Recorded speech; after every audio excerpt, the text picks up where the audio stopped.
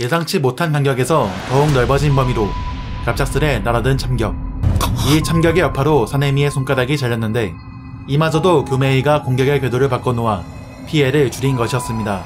부상이 누적될수록 동작이 둔해져 발목을 잡게 될 것이기에 현재 희열도 거의 통하지 않고 있었기에 사네미는 분한 마음을 가지고 있었고 코쿠시보의 다음번 공격을 피할 수 있을지 참격의 틈새를 뚫고 돌진할 수 있을지 고민하며 천남만고와 같은 상황에 놓여 있었죠.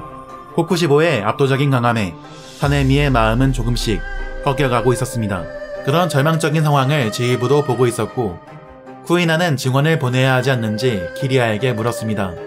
그러나 키리아는 기유와 탄지로는 그대로 무산 쪽으로 향하게 두었고 상현일은 교메이와 사네미, 무이치로와 게냐 이 네 사람이 반드시 쓰러뜨릴 것이라는 믿음을 보였는데 사실 코쿠시보를 쓰러뜨리지 못한다 할지라도 무산만 쓰러뜨리면 모든 혈기가 멸해질 것이기 때문에 최선의 판단을 내렸다고 볼 수 있지 않나 싶네요.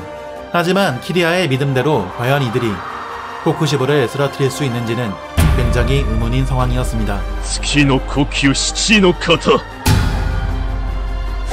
야스쿄 스키바이. 이전보다 2배 이상으로 늘어난 간격과 더욱 빨라진 참격의 속도로 코쿠시보는 공격해왔고 다양한 달의 호흡을 계속해서 난사했습니다. 키노 코큐 하치노 카타 데스리우 링비. 코쿠시보의 목을 노리긴커녕 공격을 피하는 것만으로도 벅찬 상황이었죠. 그런 광범위하고 빠른 연속 공격에 사네미는 상처입고 쓰러지게 됩니다.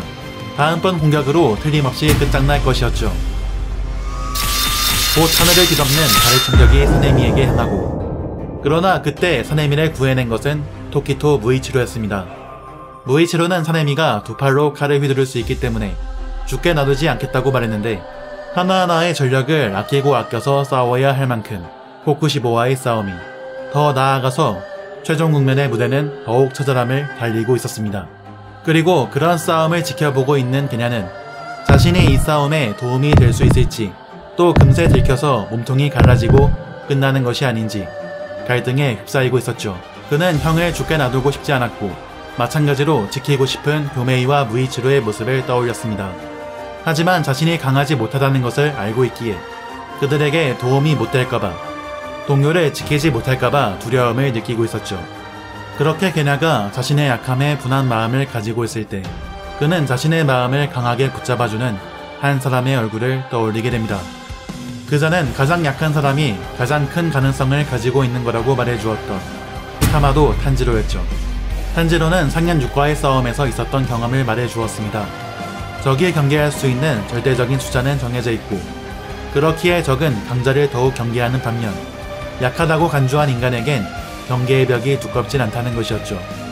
그래서 약한 사람이 예상 밖의 움직임을 보이면 풍향이 단숨에 바뀌고 승리로 가는 활로가 열리게 된다고 탄지로는 말해주었습니다. 탄지로의 말은 갈등하던 게냐의 마음을 굳건한 비석처럼 바꾸어 주었고 곧 게냐는 이기는 것만 생각하자고 마음을 다잡으며 소중한 이들을 죽게 놔두지 않기 위해 또 베었을 때 먹으려고 했던 코쿠시보의 카나를 삼키게 됩니다.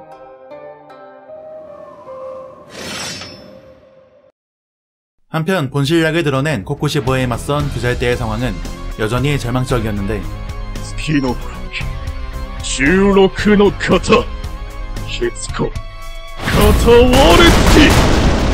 코쿠시보는 상대가 기술을 채 꺼내기도 전에 공격하며 반격할 틈도 주지 않고 몰아붙였습니다. 이에 교메이는 의문을 가지게 되죠. 코쿠시보는 상대가 공격 동작에 들어가기도 전에 기술을 끄집어내려 생각한 순간 이미 움직임을 봉쇄하고 있었고 이에 교메이는 예측이라는 범주를 넘어서고 있다고 생각하게 됩니다. 도대체 이 혈기에겐 무엇이 보이는 것이고 무엇을 보고 있는 것인가.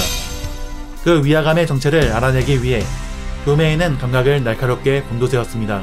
혈기는 인간의 형태가 변모된 것, 그렇기에 혈기가 할 수 있는 건 인간도 할 수 있다. 그런 마음가짐으로 교메이는 본질을 꿰뚫어보는 자신의 눈을 통해 코쿠시보의 움직임을 극한까지 지켜보았습니다.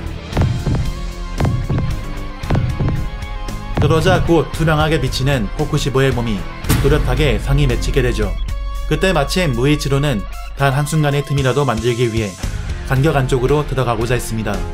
교메이와 사네미, 이 둘이 반드시 놈의 목을 베어줄 거란 믿음을 가진 채로 말이죠. 한쪽 팔도 잃고 시련도 겹쳐서 이젠 시간이 얼마 남지 않은 무이치로.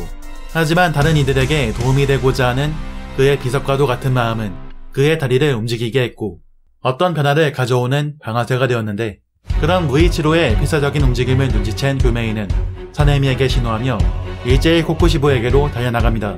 그러자 코쿠시보는 동시에 3명을 처리할 수 있게 되었다며 달의 호흡 제14형 충전 천만서머를 사용했습니다. 쇼헨 센넨세겟! 무이치로와 사네미는 이 참격의 틈새를 뚫고 간격 안쪽으로 들어가려고 했고, 이에 코쿠시보는 연속으로 기술을 꺼내려 했으나 그때 그의 손등을 교메이의 염주가 강타했습니다. 코쿠시보는 어떻게 교메이가 자신의 시야에서 벗어났는지 의문을 가졌으나 그 이유를 알기도 전에 교메이가 맞는 틈을 이용하여 사네미의 기술이 날아들었고, 기술을 피한 코쿠시보의 몸에 교메이의 전류가 적중했습니다. 또다시 교메이가 자신의 눈을 속이고 공략을 성공시킨 것에 그가 자신을 속일 수 있었던 이유를 깨달았으나 마침 무이치로의 일륜노가 코쿠시보의 몸통을 꿰뚫었죠. 코쿠시보는 무이치로의 경동맥을 노렸었는데 염주에 맞아 조금이나마 자신의 공격이 둔해졌다 하더라도 다친 어린애가 공격을 아슬아슬하게 피해내 참격의 틈새를 뚫고 들어올 수 있었던 것이 의문이었습니다.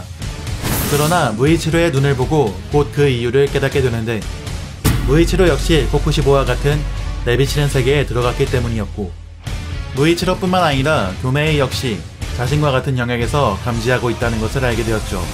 심지어 교메이는 자신의 피해 순환을 조작하여 공격을 교란하는 능력력을 보였었고, 이에 코쿠시보는 예기치 못한 일이 여러 개 일어났다고 생각했습니다. 하지만 그 누구의 칼날도 자신의 목에는 닿지 않았기에 속임수도 교란도 알고 나면 아무런 의미가 없다고 생각하며 다시 호흡을 전개하려고 했죠. 그때 그가 예상치 못한 변수가 하나 더 일어나게 됩니다. 그 변수는 바로 코쿠시보의 칼날을 삼킨 시나즈가와 게냐. 곧 게냐가 방아쇠를 당겼고, 이에 코쿠시보는 반사적으로 총탄을 튕겨내긴 했으나 총탄은 생물처럼 휘어 코쿠시보의 몸에 박히게 됩니다. 코쿠시보는 뒤늦게 게냐의 존재를 확인했으나 이미 육체에 박힌 총탄은 과거 게냐가 경험했던 상현사의 혈괴술과 같이 변해 코쿠시보를 속박했고, 이제 무방비 상태인 그의 목을 치기 위해 교메이와 사네미가 향하기 시작했죠.